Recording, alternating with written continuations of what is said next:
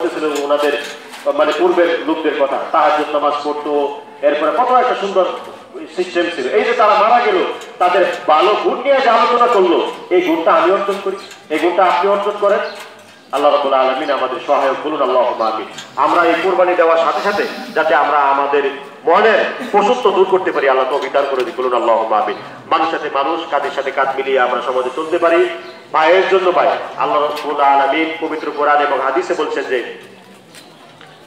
আল্লাহ রাসূল সাল্লাল্লাহু আলাইহি সাল্লাম এবং পবিত্র কোরআনে বলছেন, মুমিন মুমিনের ভাই। খেয়াল করেন কথাটা, মুমিন মুমিনের ভাই। আপনি আপন ভাই না হলেও অন্য মুসলমান আপনার কি ভাই।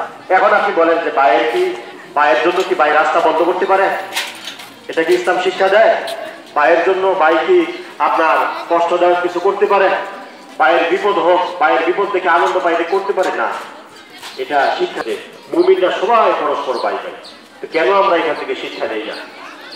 আল্লাহ রাব্বুল আলামিন আমাদেরকে ভাইয়ের মতো ভাই হয়ে দুনিয়াতে বেঁচে থাকা, সমাজে বেঁচে থাকা তৌফিক দান করুন, বলুন আল্লাহুম্মা আমিন। কোরবানি আমরা এখন সবাই চলে যাব, 2-3 মিনিট কোরবানির জন্য আমরা সবাই প্রস্তুতি নিয়ে এসে চলে যাব।